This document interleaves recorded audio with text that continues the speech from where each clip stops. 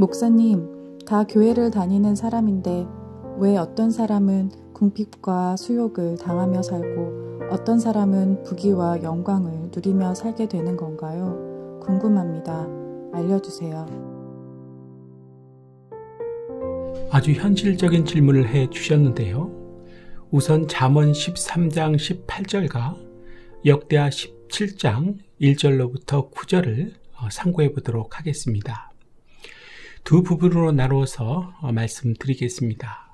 첫 번째 부분은 어떤 사람이 궁핍과 수욕을 당하는 사람인가 하는 것입니다.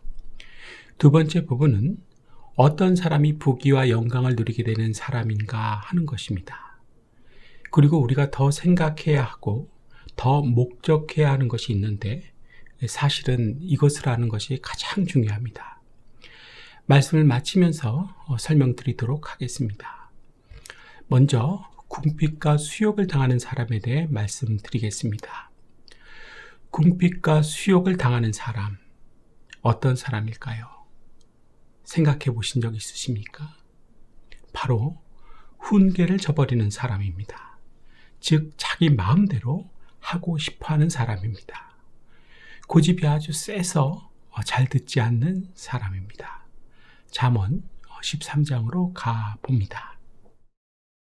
훈계를 저버리는 자에게는 궁핍과 수욕이 이르거니와 경계를 지키는 자는 존영을 얻느니라. 어떻게 하면 궁핍과 수욕을 당하게 된다고 하는 것입니까? 훈계를 안 듣는 것입니다. 즉 말을 해도 듣지 않고 가르쳐줘도 듣지 않는 것입니다. 쉽게 100번을 이야기해도 듣지 않는 고집입니다. 교회에 보면 이런 분들 많죠. 나의 오늘은 지난날의 산물입니다. 내가 듣지 않아서, 내가 고집불통이라서 이렇게 지금과 같이 사는 것입니다. 고집이 나의 인격이 된 것입니다. 그래서 나라고 하는 사람은 교회에서도 조차 고집불통으로 평가를 받는 것입니다. 결론적으로 교만한 사람이 된 것입니다. 교만한 사람은 이런 식으로 만들어지는 것입니다. 누가 가장 환영하겠습니까? 사탄, 마귀입니다. 이제는 회개하실 수 있기를 바랍니다. 회개하지 않는다면 희망은 없습니다. 회개하시는 실제적인 방법은 나의 인식론을 회개하는 것입니다. 인식론이 제대로 회개가 되어야 진정으로 회개한 것입니다. 따라해 볼까요?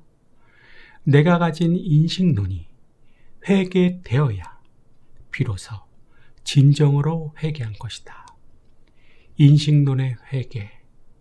그래서 훈계를 듣게 되는 것.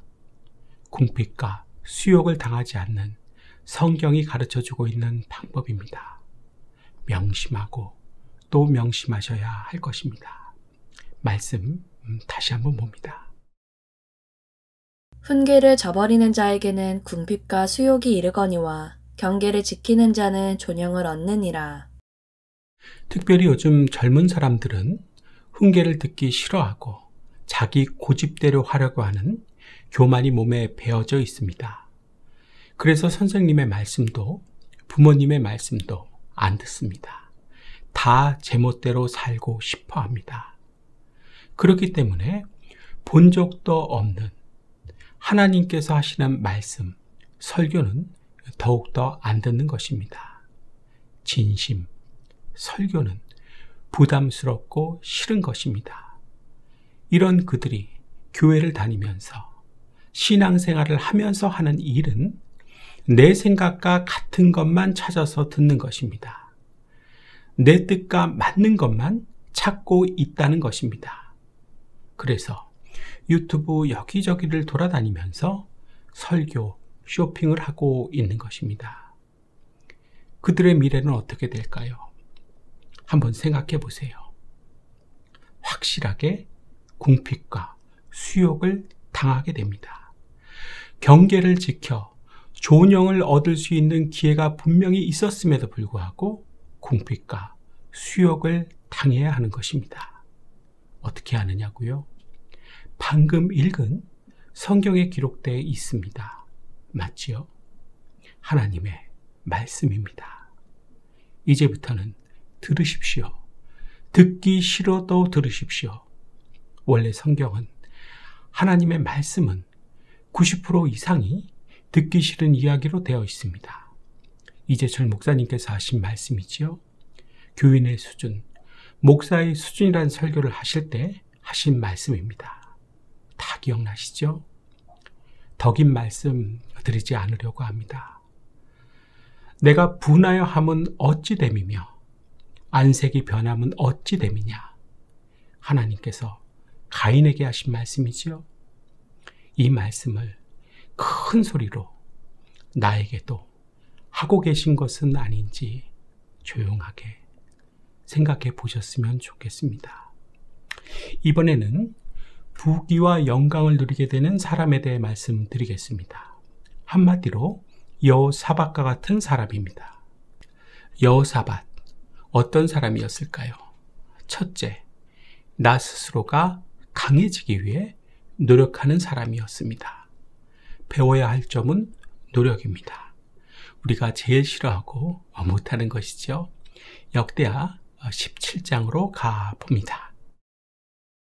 아사의 아들 여호사밧이 대신하여 왕이 되어 스스로 강하게 하여 이스라엘을 방어하되 유다 모든 견고한 성읍에 군대를 주둔시키고 또 유다 땅과 그의 아버지 아사가 정복한 에브라임 성읍들에 영문을 두었더라. 스스로 강하게 하여. 유다 왕 여호사밧이 스스로 강하게 하였다는 것은 외부의 세력을 의지하지 않고 하나님만 의지하고 굳건하게 섰다는 말입니다. 여호사밧에 붙인 아사 왕은 하나님보다 아람 왕을 의지했기 때문에 실패했습니다. 즉 세상을 의지하고 기대, 소망을 한 것입니다. 실패하는 방법이죠. 하지만 여호사밧은 이방 세력을 의지하지 않고 하나님께서 주시는 힘으로 스스로 강하게 하여 외부의 침략에 구체적으로 대비했습니다. 그 많은 유다 모든 성읍과 에브라임 성읍들의 영문, 즉 수비대를 일일이 두었습니다. 전쟁의 때는 아니지만 만약을 대비하여 만반의 준비를 한 것입니다. 스스로가 강하게 한 것입니다. 하나님께서는 이런 사람에게 부귀와 영광을 누리게 하십니다. 여호사밧과 같이 스스로 강해지기 위해서 노력하시는 여러분 다 되시길 축복합니다. 하나님만 의지하시고 세상을 의지, 기대, 소망하지 않는 여러분 다 되시길 축복합니다. 한 발짝 더 나가서 영적인 측면에서도 같은 깨달음을 가지셨으면 좋겠습니다. 아시는 바와 같이 원수 마귀가 언제 침입해 올지 모르고 환난이 언제 닥쳐올지도 모릅니다. 그렇기 때문에 평안할 때에 스스로 강하게 하여 잘 준비, 대비를 해야 합니다. 에베소서 6장으로 가봅니다. 여호와께서 여호사밧과 함께 하셨으니 이는 그가 그의 조상 다윗의 처음 길로 행하여 바알들에게 구하지 아니하고 오직 그의 아버지의 하나님께 구하며 그의 계명을 행하고 이스라엘의 행위를 따르지 아니하였음이라. 그러므로 여호와께서 나라를 그의 손에서 견고하게 하시매 유다 무리가 여호사밧에게 예물을 드렸으므로 그가 부귀와 영광을 크게 떨쳤더라. 그가 전심으로 여호와의 길을 걸어 산당들과 아세라 목상들도 유다에서 제거하였더라. 무엇을 하라고 하십니까? 하나님의 전신갑주를 입으라고 하시지요. 전신갑주를 입으십시오. 입기 싫어서 입지 않고 연약한 채로 그냥 있는다면 영적인 싸움은 늘 백전백패입니다. 나의 영적인 상태가 왜 항상 이런지, 왜 나는 안 되는지 그 이유를 이제는 깨달으셔야 할 것입니다. 둘째, 여호사밧은 전심으로 바른 신앙의 길을 걷는 사람이었습니다. 역대하 17장으로 가봅니다. 그가 왕위에 있은 지 3년에 그의 방백들 베나엘과 오바댜와 스가랴와 느다넬과 미가야를 보내어 유다 여러 성읍에 가서 가르치게 하고 또 그들과 함께 레이 사람 스마야와 느다냐와 스바랴와 아사엘과 스미라봇과 여호나단과 아도니아와 도비아와 도바도니아 등 레이 사람들을 보내고 또 저희와 함께 제사장 엘리사마와 여호람을 보내었더니 그들이 여호와의 율법책을 가지고 유다에서 가르치되 그 모든 유다 성읍들로 두루다니며 백성들을 가르쳤더라. 여호사밧이 이방을 의지하지 않고 하나님만 의지하며 스스로 강하게 했기 때문에 하나님께서는 그와 함께 해주셨습니다. 이게 가장 중요하지요. 유다를 견고하게 해주셨고 백성들로부터 많은 예물을 받게 되었고 부귀와 영광을 얻게 되었습니다. 여호사밧이 신앙의 길을 바로 걸어갔기 때문에 하나님께서는 은혜를 많이 주셨고 백성들에게도 많은 존경과 대접을 받게 하신 것입니다. 여호사밧이 이렇게 된 비결은 모두 4가지로 요약해 볼 수 있습니다. 첫째, 다윗의 길로 행한 것이다. 이것이 바탕이 되는 비결이죠. 둘째, 바알들에게 구하지 않고 하나님께만 구한 것이다. 아버지 아사 왕이 말년에 실수한 것은 본받지 않은 것입니다. 셋째, 하나님의 계명대로 행하고 이스라엘의 행위를 쫓지 않은 것이다.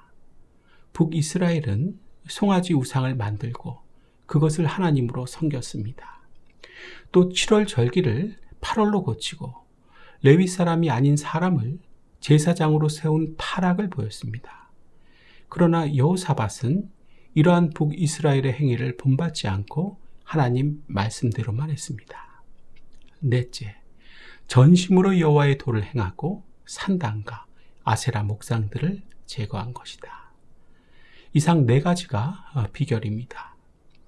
이 4가지는 여호사밧이 전심으로 바른 신앙의 길을 걸었다는 것을 말해주고 있는 것입니다.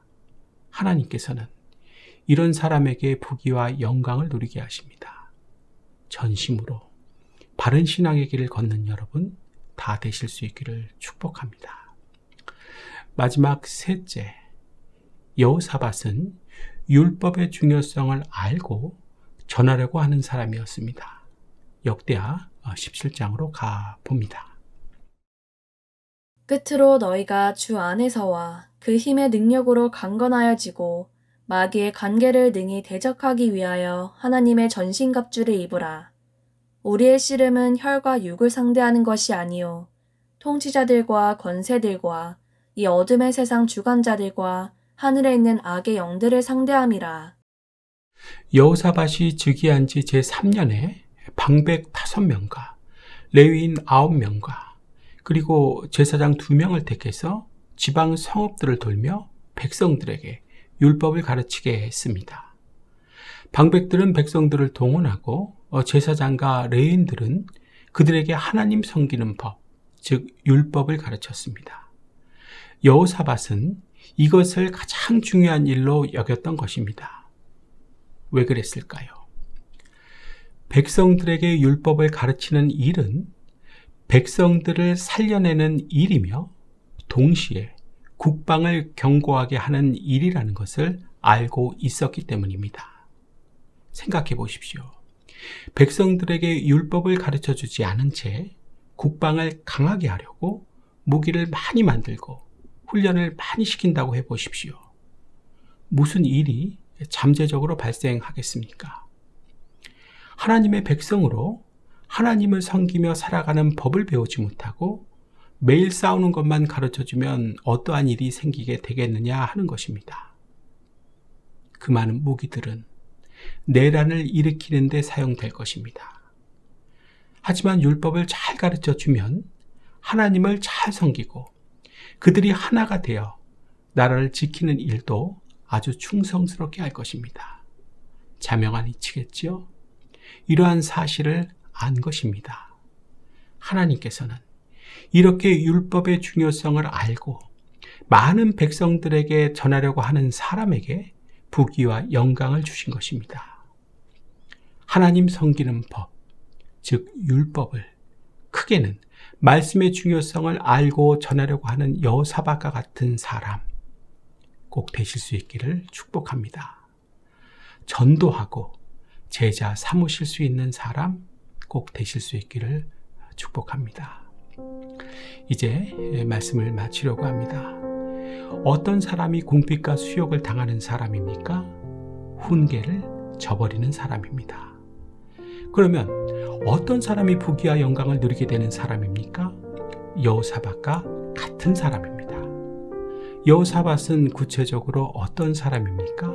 첫째, 나 스스로가 강해지기 위해 노력하는 사람이었습니다. 둘째, 전심으로 바른 신앙의 길을 걷는 사람이었습니다.